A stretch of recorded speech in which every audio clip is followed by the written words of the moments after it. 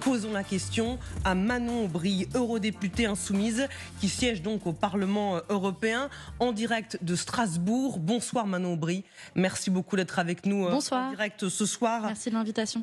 Pour commencer, je voudrais vous faire réagir à ce communiqué qui provoque la sidération ce soir. Emmaüs, c'est la Fondation Abbé Pierre, publie ce soir un rapport qui met en cause l'abbé Pierre, figure de la résistance, qui a fondé ces organisations pour venir en aide aux plus démunis, aux sans-abri.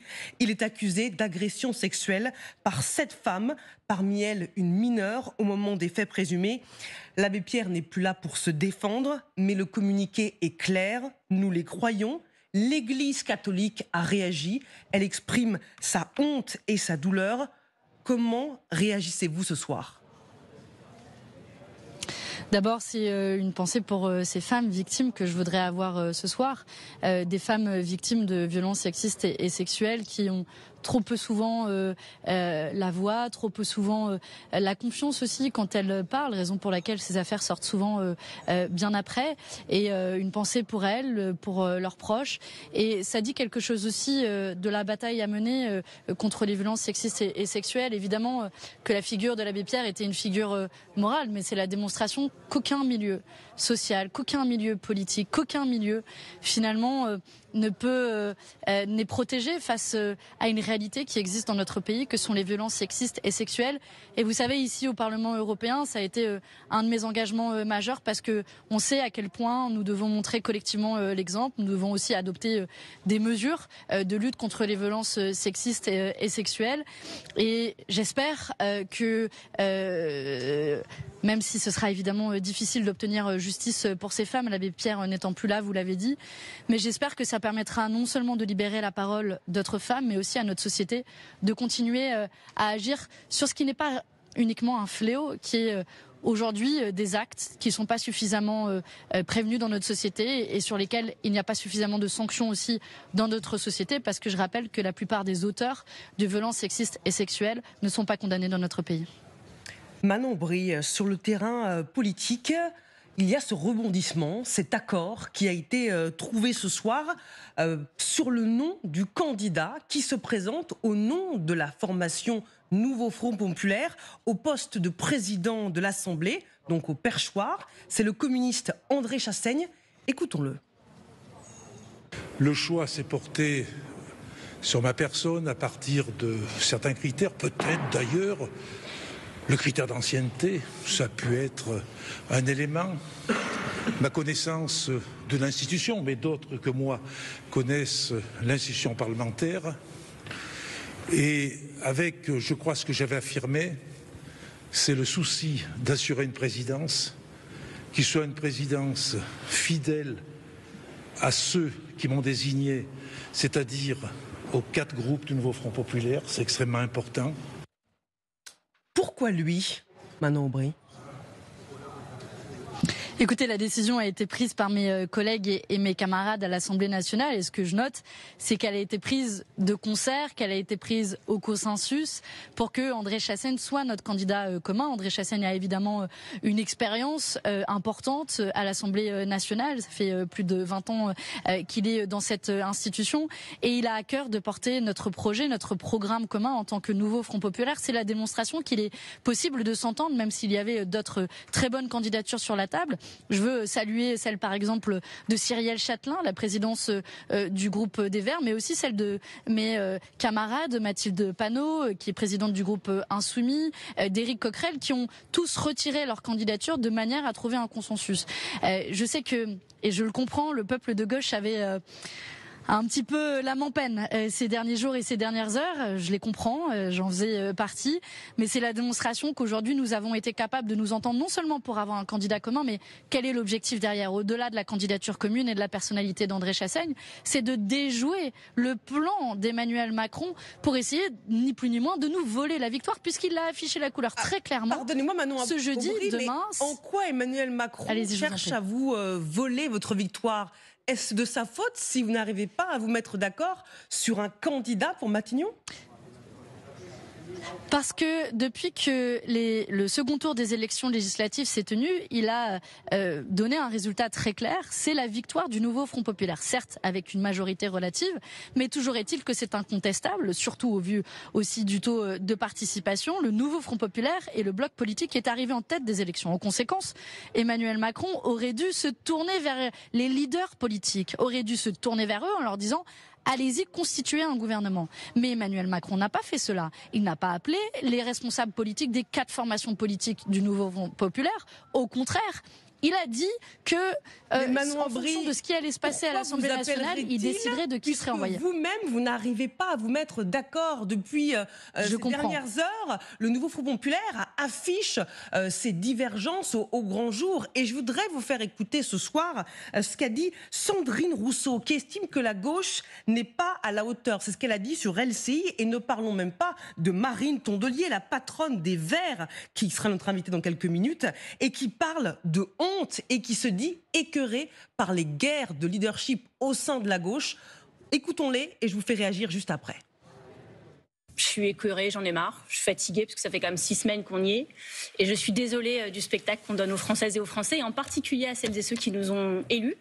Donc je pense qu'il faut dire maintenant les choses. Il faut dire que les communistes et les écologistes, on a suscité beaucoup d'espoir. Cet espoir s'est transformé en colère. Notre joie s'est transformée en honte. Je pense qu'on n'est pas du tout à la hauteur, qu'on a suscité un espoir, que les gens nous attendent, qui nous ont fait confiance, qui se sont mobilisés pour nous, qu'il y a plein de gens qui n'étaient pas encartés, pas militants, qui sont venus nous aider à donner des tracts, à faire du porte-à-porte. Ils étaient là du matin au soir sur toutes nos campagnes.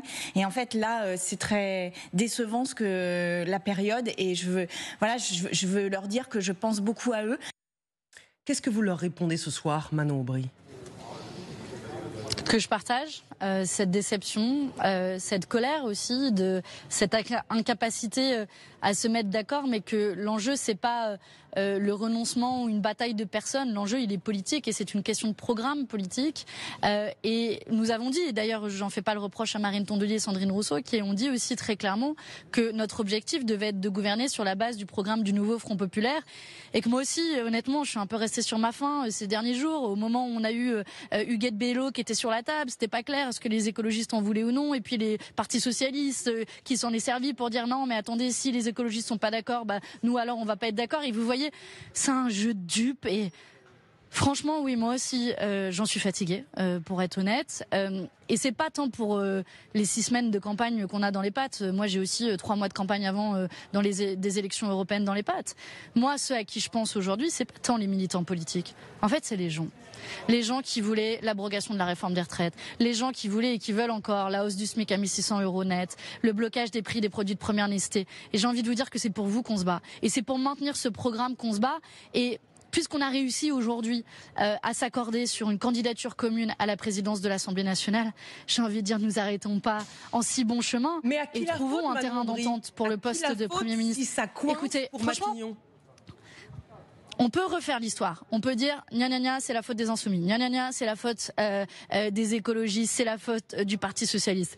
Moi, ce que je veux, en tant que militante politique, mais c'est aussi la citoyenne Manon Aubry qui vous parle, c'est que au bout d'un moment, on soit clair. Si on a fixé un cap qui est clair, c'est celui du respect du programme du nouveau Front populaire. À partir de là, il faut s'en donner les moyens, et donc il faut se poser la question de qui peut être le garant de ce programme. Si on trouve un nom qui est le garant de ce programme, alors allons-y, mais on ne peut pas masquer la question politique en disant non, c'est qu'une guerre d'ego. Il faut avoir une personne qui est la garante de ce programme, mais moi je le souhaite encore. On a malgré tout réussi à se mettre d'accord sur une candidature commune à la présidence de l'Assemblée nationale. Je note d'ailleurs qu'à la fois Éric Coquerel, Mathilde Panot pour les Insoumis se sont retirés pour le rendre possible, ce qui est la démonstration que nous sommes du côté de la solution et non du problème. Cyrielle Châtelain, présidente du groupe des Verts, s'est retirée aussi. Je veux louer le travail qu'a fait aussi Cyrielle Châtelain à l'Assemblée nationale pour faire vivre le terrain commun. Donc, mais est-ce que vous nous dites ce soir que pour Matignon, ce serait aux socialistes, aux écologistes, aux communistes de se retirer au profit d'une figure insoumise pour Matignon ? Écoutez, nous avons dit que nous avions des propositions sur la table du côté des Insoumis pour le poste de Premier ministre à partir du moment où nous étions la formation politique qui est arrivée en tête au sein du nouveau Front Populaire, mais vous avez noté qu'on n'a pas fait d'exclusive. Et je pense qu'il ne faut pas faire d'exclusive. Moi, ma préoccupation, c'est comment on se donne les moyens d'appliquer notre programme. Et donc Huguette Bello, par exemple, était une des options qui ne venait pas de la France Insoumise. Elle a d'ailleurs siégé dans le même groupe qu'André Chassaigne à l'Assemblée nationale, comme quoi peut-être qu'à plusieurs reprises la solution est venue de là. Et elle aurait pu être une solution. Bon, le Parti socialiste finalement ne l'a pas souhaité. Je le regrette, c'est dommage. Mais j'ai quand même envie qu'on y arrive.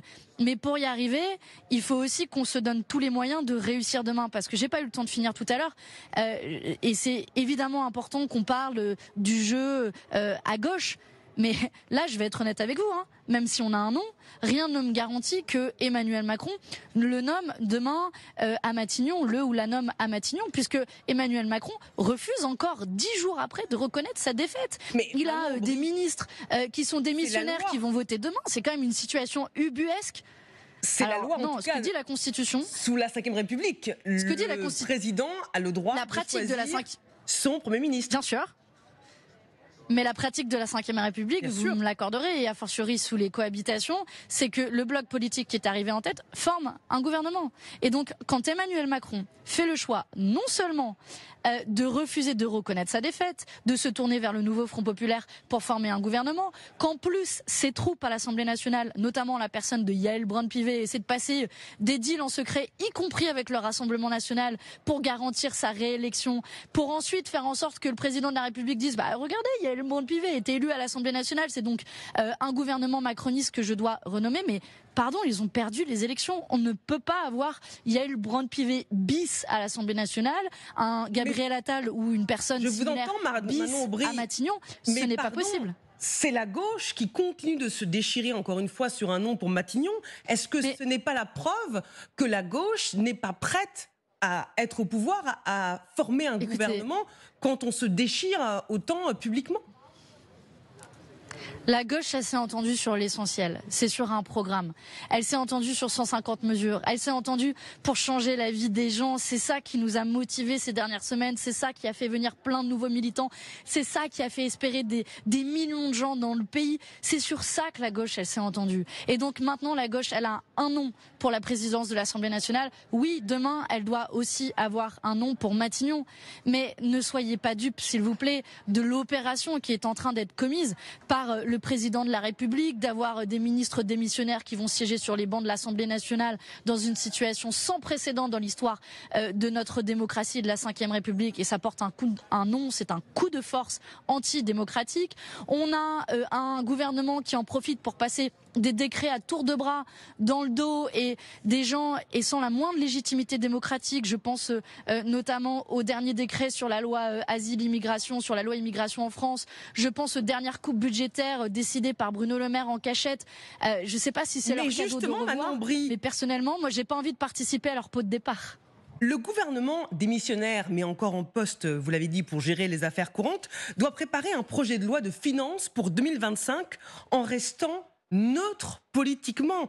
Or, toute décision sur le plan économique, vous l'avez bien rappelé, que ce soit augmenter les salaires, réduire un budget, est forcément une décision politique. Ça veut dire qu'on va vers le risque d'un blocage budgétaire inédit ?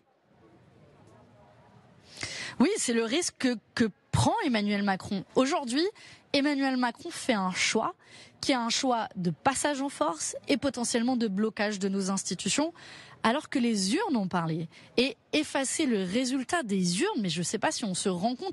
Là, je suis au Parlement européen ici à Strasbourg, j'ai croisé tous mes collègues qui essaient de comprendre la situation française et je leur explique, écoutez, on est arrivé en tête des élections, mais on n'est pas sûr si on veut former un gouvernement. Et ils nous disent, mais attendez, mais quand on arrive en tête, normalement on forme un gouvernement. Ils n'arrivent pas à comprendre cette situation qui est assez incongrue quand on compare en Europe. Et je pense qu'on a un rôle et une responsabilité, c'est de faire revenir Emmanuel Macron à la raison, parce que sinon ça va créer ces blocages budgétaires que vous mentionnez aussi. Et rassurez-vous, si nous devons faire un budget au nom du nouveau Front populaire, ce budget sera à l'équilibre financier, puisque nous irons chercher l'argent là où il est, en taxant les super fortunes, en taxant les super profits qui ont été réalisés par les grandes entreprises multinationales et qui sont notamment responsables de l'augmentation des prix des denrées alimentaires. Et nous allons faire cela pour aussi donner un peu de mou à nos services publics qui sont en si grande difficulté en ce début d'été. Je pense notamment à nos hôpitaux publics dont on ne sait pas très bien comment ils vont fonctionner cet été. À l'eurodéputé que vous êtes, à l'heure où la France est officiellement poursuivie par l'Union européenne pour déficit excessif, le Conseil des affaires économiques et financières a réuni aujourd'hui les ministres de l'économie de l'Union européenne et enclenche une procédure contre la France pour dérapage budgétaire incessant. Paris risque une amende qui vaudrait à 0,1% de son budget, autrement dit plus de 2 milliards d'euros par an. Qu'est-ce que vous répondez ? On a pris à la légère la question du déficit ? Voici le bilan d'Emmanuel Macron et de Bruno Le Maire, singulièrement ministre de l'économie ces 7 dernières années. Ils s'étaient présentés en Mozart de la finance, pardon, mais ils ont été des tocards de l'économie. Ils ont creusé les déficits publics ces dernières années en multipliant les cadeaux fiscaux. En tout, c'est 50 milliards d'euros de cadeaux fiscaux chaque année qui ont été faits aux plus riches et aux grandes entreprises multinationales. Et vous voyez le timing savamment choisi par la Commission européenne qui, soit dit en passant, applique des nouvelles règles budgétaires que moi j'ai combattues ici au Parlement européen, qui est le grand retour de l'austérité. Et je me souviens, dans la campagne des élections européennes, j'avais lancé l'alerte. J'avais dit attention, il y a un risque de grand retour de l'austérité qui nous pend en nez. Eh bien, le voici, et c'est une des raisons pour lesquelles il nous faut de toute urgence un gouvernement du nouveau Front populaire qui aille chercher non seulement l'argent là où il est, mais qui remette de l'équité fiscale, enfin que les plus gros payent gros et que les petits payent petits dans notre pays. Je pense que ça donnera de l'air à tout le monde au moment où on a envie de partir en vacances. Merci à vous. Merci beaucoup Manon Aubry d'avoir été avec nous en direct et merci à Kylian Yousfi et Eric Schings pour la réalisation de ce duplex depuis Strasbourg.